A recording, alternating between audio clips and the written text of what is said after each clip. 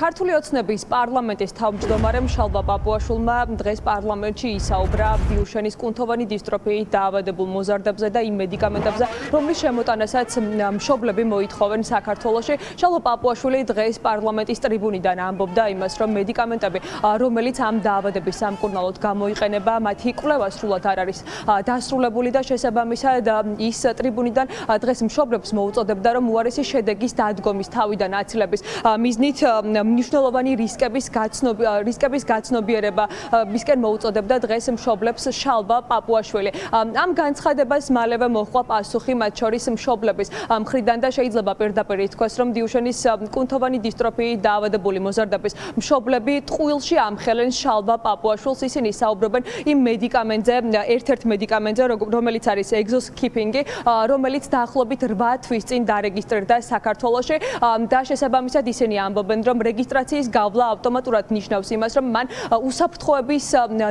უსაფრთხოების სტანდარტი და წესები უკვე გაიარა და შესაბამისად მათთვის აბსურდულია ის არგუმენტი, რასაც დღეს შალვა პაპუაშვილი პარლამენტიდან აჟღერებდა, რომ ამ მედიკამენტებს შესაძლოა რაიმე გართულება და რისკები მოყვა. შესაბამისად ისინი სვამენ კითხვას, როგორ გაიარა ამ წამალმა საქართველოში რეგისტრაცია.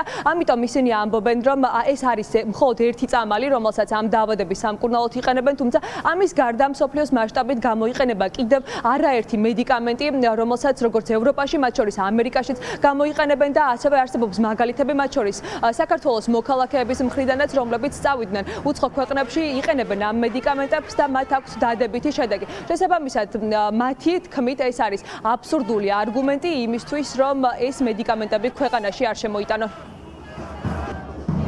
გასაგები არის მშობლების წუხელი და სურვილი, რომ იქნას გამონახული გზები მკურნალობისა. მეორე მხრივ არის, რა თქმა უნდა, სახელმწიფოს პასუხისმგებლობა, რომ მთავარი პრინციპი, რითაც იწყება ფიცი საექიმო, არის, რომ არ ავნო.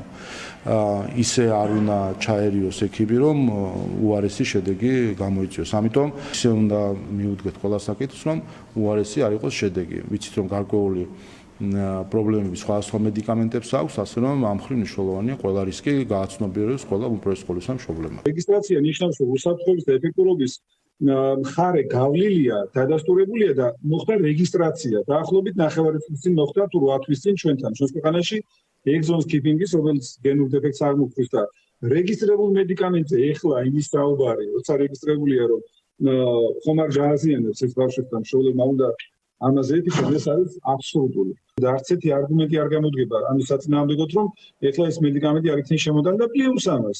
ჩვენ გვყავს ცოცხალი მაგალითები. ჩვენი მოქალაქეები, რომლებიც წლებია ცხოვრობენ და მოქალაქეობაც მიიღეს, ელევიდისზე, ამოროლონზე, რომელიც ევროპაში აღიარებული და ჯივინოსტატზე მიიღეს ეს მედიკამენტები და ძალიან კარგად გრძნობენ თავს. სად არის საფუძვლებები? წლების წინ მიიღეს.